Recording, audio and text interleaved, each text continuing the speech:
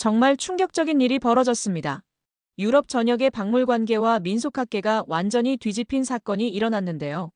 프랑스 루브르, 영국 대영 박물관, 독일 페르가몬 박물관까지 서구 문명의 자존심이라 불리는 거대한 박물관들이 모두 한 나라의 작은 박물관 굿즈에 주목하기 시작했다고 합니다. 처음에는 아무도 믿지 않았습니다. 유네스코 민속미술협회의 권위 있는 전문가들조차 동양의 작은 나라가 만든 기념품 따위가 뭐 대단하겠냐며 코웃음을 쳤죠. 하지만 파리에서 열린 국제민속문화포럼에서 한 프랑스 큐레이터가 서울에서 가져온 굿즈 하나를 공개하자마자 현장이 완전히 조용해졌다고 합니다. 놀랍게도 그 순간부터 40명의 유럽 민속학 교수들이 동시에 일어서서 그 굿즈를 직접 만져보겠다며 몰려들었고, 옥스퍼드 대학교 교수는 이건 단순한 굿즈가 아니다, 현대판 민속예술이다라고 선언했다고 하는데요. 심지어 소르본 대학에서는 이 한국 굿즈 사례를 정식 커리큘럼에 포함시켜야 한다는 결의까지 나왔다고 합니다. 대체 한국의 어떤 박물관 굿즈가 수백 년 전통을 자랑하는 유럽 박물관들을 이렇게 경악시킨 걸까요? 지금 시작합니다. 안녕하세요. 저는 클로에 라포르트입니다. 프랑스에서 민속예술을 전공하고 지금은 유네스코 산하민속미술협회에서 자문위원으로 일하고 있어요. 유럽 민속예술의 위기는 어제 오늘 일이 아닙니다. 저희가 파리에서 열린 문화포럼에 모였을 때 분위기는 정말 암울했어요. 전통 굿즈의 현대적 진화라는 주제였는데 사실 진화는커녕 소멸을 걱정해야 할 상황이었죠. 독일 동료는 바이에른 전통 목각 인형 판매량이 10년 새 80%나 떨어졌다고 한숨을 쉬었어요. 이탈리아 베네치아 마스크도 마찬가지였습니다. 관광객들조차 이제는 중국제 싸구려를 선호한다는 거예요. 저 역시 마찬가지였어요. 제가 20년간 연구해온 프랑스 민속 공예품들이 박물관 진열장에서나 볼 수 있는 유물이 되어가고 있었거든요. 알자스 지역 도자기, 프로방스 직물, 브르타뉴 목조각품들이 모두 똑같은 운명을 맞고 있었죠. 젊은 세대들은 아예 관심도 없고 중년층마저 옛날 물건이라며 외면하고 있었어요. 그런데 회의 막바지에 벨기에에서 온 마틴 박사가 놀라운 말을 했습니다. 클로에, 혹시 한국 국립박물관 굿즈 봤어? 저는 고개를 저었어요. 그러자 마틴이 스마트폰을 꺼내더니 사진들을 보여주기 시작했어요. 이건 까치 서씨라는 캐릭터인데 조선시대 민화에서 나온 거래. 근데 이게 머그컵이 되고 에코백이 되고 심지어 향수까지 나와. 젊은이들이 줄 서서 사간다고 해. 저는 그 사진들을 보며 충격을 받았어요. 전통 민화 속 까치가 이렇게 사랑스럽고 현대적으로 재탄생할 수 있다니. 더 놀라운 건 마틴의 다음 말이었죠. 한국은 전통을 실용으로 옮긴 몇 안 되는 나라야. 우리가 박물관에 가둬둔 민속 문화를 그들은 일상에 살려내고 있어. 그 순간 저는 결심했습니다. 한국에 가봐야겠다고. 인천공항에서 서울 시내로 들어오는 버스 안에서부터 뭔가 달랐어요. 파리와는 완전히 다른 에너지가 느껴졌죠. 도시 곳곳에서 전통과 현대가 자연스럽게 어우러져 있었어요. 궁궐 옆에 초고층 빌딩이 서 있고 한복을 입은 사람들이 지하철을 타고 다니는 모습이 전혀 어색하지 않더라고요. 드디어 국립중앙박물관에 도착했을 때 저는 눈을 의심했어요. 제가 상상했던 조용하고 엄숙한 분위기와는 정반대였거든요. 박물관 로비부터 활기가 넘쳤어요. 아이들이 뛰어다니고 젊은 연인들이 셀카를 찍고 외국인 관광객들이 신기해하며 이것저것 구경하고 있었죠. 뮤지엄샵에 들어선 순간 저는 완전히 넋이 나갔습니다. 벽면 가득 진열된 굿즈들이 정말 화려했어요. 까치 서씨가 그려진 머그컵, 호랑이 모양 손거울, 용무늬 핸드폰 케이스까지. 프랑스 루브르 박물관 기념품점과는 차원이 달랐어요. 루브르는 그냥 명화를 인쇄한 엽서나 자석이 전부인데 여기는 각각이 하나의 작품 같았어요. 특히 충격적인 건 가격이었어요. 비싸지 않으면서도 품질이 정말 좋더라고요. 까치 서씨 에코백을 들고 만져보는데 원단도 튼튼하고 디자인도 세련됐어요. 저는 그 자리에서 여러 개를 샀습니다. 프랑스 민족의학 동료들에게 보여주려고 말이에요. 계산대에서 직원이 이 까치는 우리나라 전통 설화에 나오는 길조예요라고 친절하게 설명해 주더라고요. 그 순간 깨달았어요. 이건 단순한 기념품이 아니라 문화를 전달하는 매체구나. 다음 날 저는 박물관 항해사인 김미영 씨를 만났어요. 김미영 씨는 민화 전문가였는데 제가 까치 서씨에 대해 묻자 눈이 반짝거리며 설명해주기 시작했어요. 클로에 씨, 우리나라 사람들에게 까치는 특별한 의미가 있어요. 기쁜 소식을 가져다주는 새죠. 그래서 옛날부터 민화에 자주 등장했고요. 김미영 씨가 저를 민화 전시실로 안내했어요. 벽에 걸린 조선시대 민화들을 보는데 정말 신기했어요. 까치들이 생동감 넘치게 그려져 있더라고요. 서구 회화처럼 사실적이지는 않지만 오히려 더 친근하고 정감이 느껴졌어요. 이 그림들을 보세요. 우리 조상들은 까치를 그냥 새로 그린 게 아니라 희망을 그린 거예요. 그때 김미영 씨가 흥미로운 이야기를 해줬어요. 사실 까치 서씨 캐릭터를 만들 때 정말 고민이 많았어요.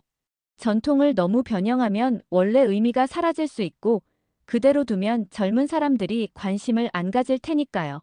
하지만 결과는 대성공이었죠. 젊은이들이 까치 서씨를 통해 우리나라 전통 문화에 자연스럽게 관심을 갖게 됐다고 해요. 저는 프랑스의 상황과 비교해봤어요. 프랑스에도 전통 민화가 있지만 그걸 현대적으로 재해석한 굿즈는 거의 없어요. 있다 해도 박물관에서 그냥 복제품 수준으로만 만들죠. 하지만 한국은 달랐어요. 전통의 정신을 살리면서도 현대 감각으로 완전히 새롭게 탄생시켰어요. 김미영 씨의 말이 계속 머릿속에 맴돌았어요. 전통은 박제가 아니라 살아있는 거예요. 시대와 함께 호흡하며 변해야 하는 거죠. 셋째 날, 저는 박물관에서 개최하는 뮤즈 공모전 수상자들을 만날 기회가 있었어요. 20대 청년 디자이너들이 전통 문화를 소재로 만든 굿즈들을 전시하는 행사였죠. 저는 그들의 아이디어에 완전히 매료됐습니다. 고려청자 모양의 향초, 선비가 쓰던 갓을 모티브로 한 무선 충전기, 조선시대 규방 문화를 담은 화장품 세트까지. 특히 기억에 남는 건 박지훈이라는 23살 청년이 만든 조선왕조 술잔 세트였어요. 조선시대 궁중 연회에서 쓰던 술잔을 현대적으로 재해석했는데 정말 세련됐어요. 박지훈 씨에게 어떻게 이런 아이디어를 냈냐고 물어봤더니 이렇게 대답하더라고요. 저희 세대는 전통을 무겁게 생각하지 않아요. 그냥 멋있는 디자인 소스로 봐요. 스마트폰 케이스든 텀블러든 우리 문화가 들어가면 더 특별해지거든요.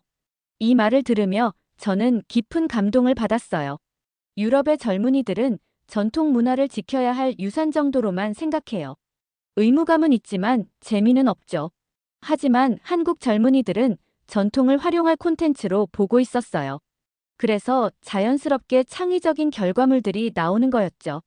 박지훈 씨와 함께 카페에서 이야기를 나누는데 정말 놀라운 관점을 들었어요. 프랑스는 전통을 보존하려고 하시죠. 우리는 진화시키려고 해요. 박물관에 가둬두는 게 아니라 일상으로 끌고 나와요.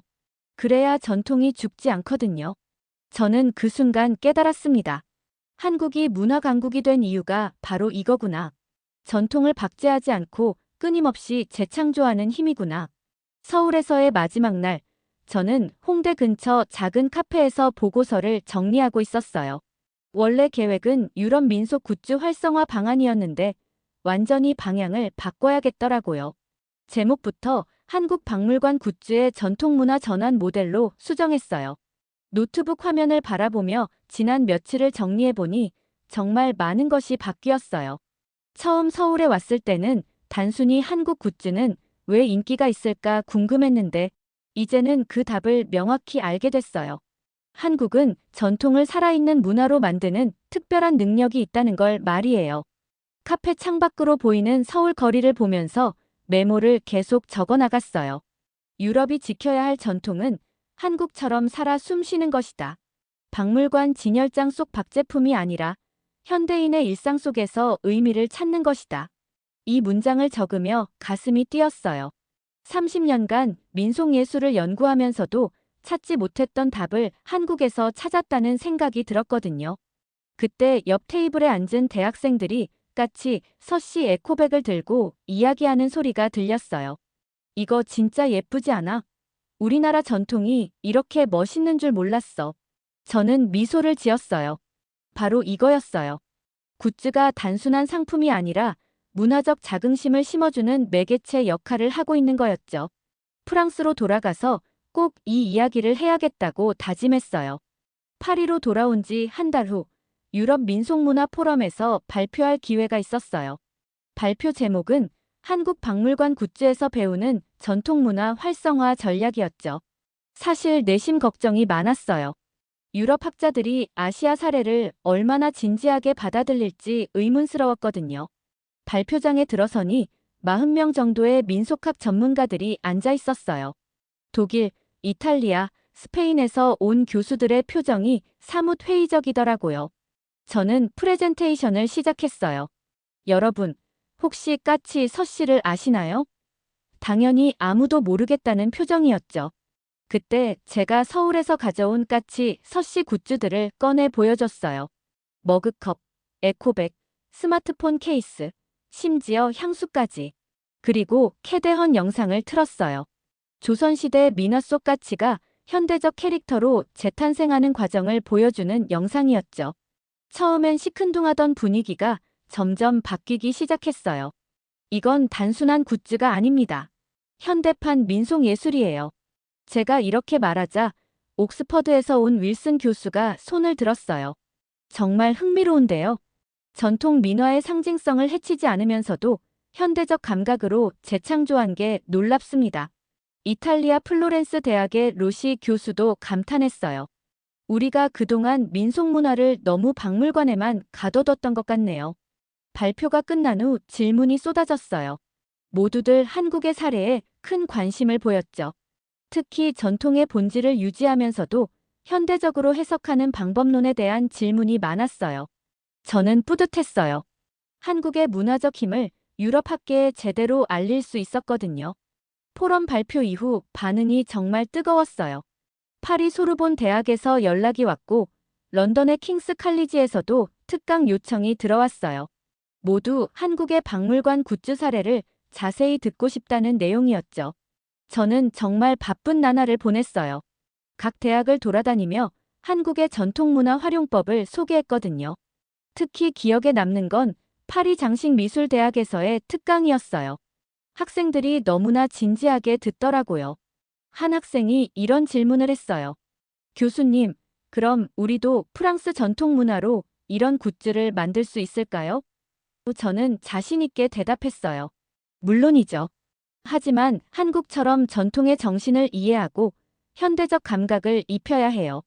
그 후 학교에서 정식으로 전통문화의 현대적 활용 과목을 개설해달라는 요청이 들어왔어요.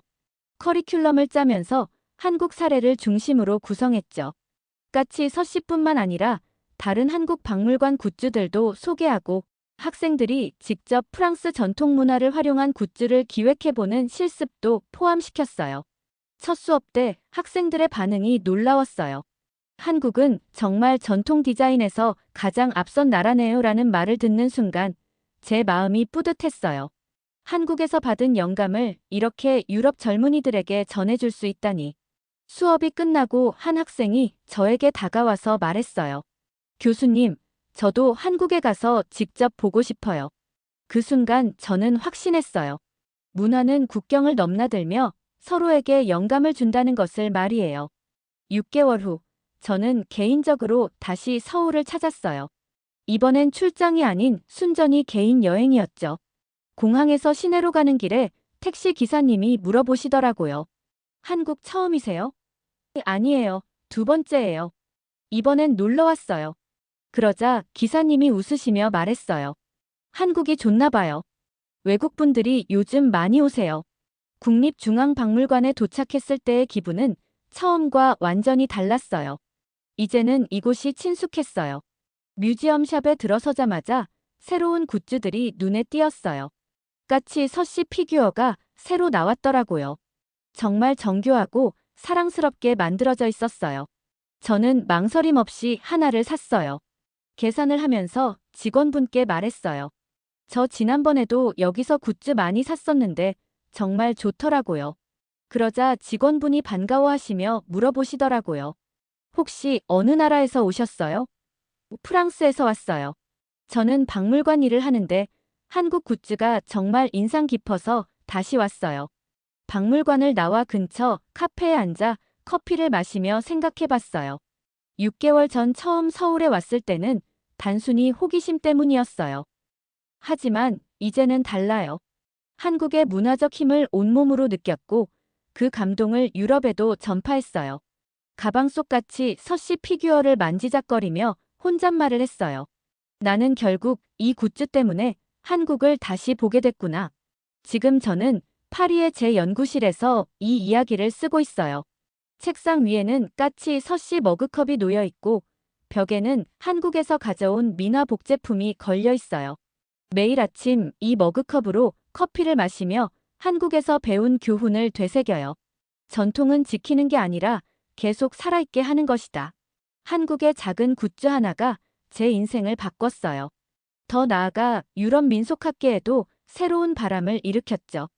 이제 많은 박물관들이 한국의 사례를 벤치마킹하려고 해요. 전통 문화를 현대적으로 재해석하는 방법을 배우려고 하고요. 정말 놀라운 일이에요.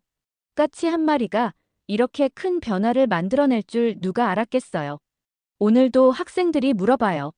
교수님, 한국은 정말 그렇게 특별한가요? 저는 자신 있게 대답해요. 그럼요. 한국은 전통과 현대를 가장 아름답게 조화시킨 나라예요. 그리고 그 힘이 바로 작은 굿즈 하나에도 고스란히 담겨 있어요. 언젠가 기회가 되면 제 학생들을 데리고 서울에 가고 싶어요. 그들도 제가 느꼈던 그 감동을 직접 경험해 보길 바라거든요. 여러분, 오늘의 사연 어떠셨나요?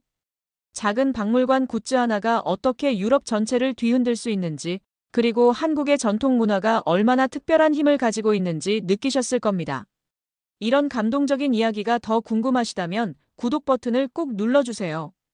앞으로도 세계가 놀라워하는 한국의 숨겨진 이야기들을 계속 들을 수 있답니다. 그리고 좋아요도 잊지 말아주세요.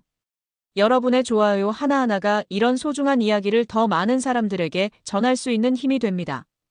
여러분이 경험한 한국 문화의 자랑스러운 순간들을 댓글로 들려주세요.